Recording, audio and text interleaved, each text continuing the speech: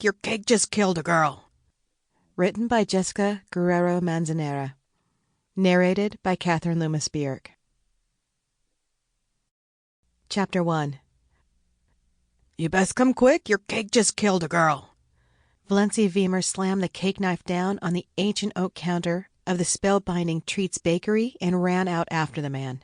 Sure enough, there was a young woman sprawled on the cobbles, not breathing, a half-eaten fairy cake by her side. She had served her only minutes before. The girl had seemed edgy, nervous, but not everybody was comfortable with queuing, and she'd been queuing for a while. But how could one of her fairy cakes kill her?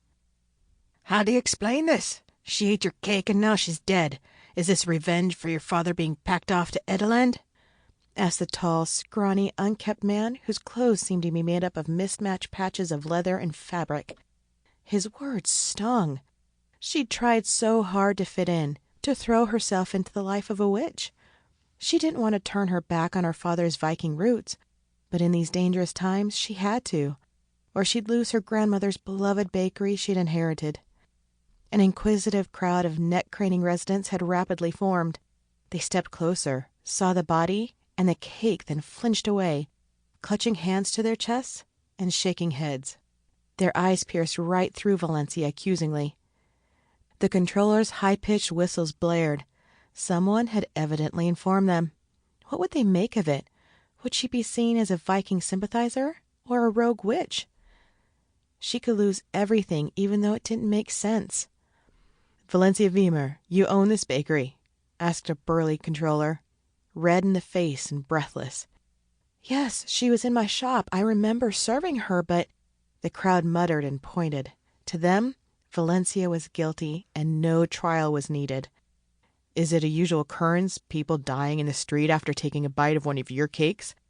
Asked the controller, scraping furiously at his wax tablet with his blunt stylus. Of course not. It's never happened before, but there's always a first time. Like what we have here. Do you employ genuine fairies to bake these fairy cakes? Yes, of course. It's a serious offense not to. And they live here in the bakery? Yes, in the back room. They're sleeping right now. Could they have joined a protest group and decided to spike the cakes?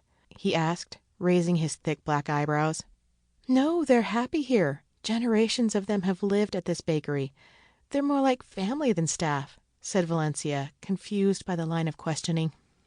Did you or the fairies change the recipe in any way? No, that recipe has been passed down for generations in the Wimmer family. I'd never change it, and neither would the fairies. Sample complete. Ready to continue?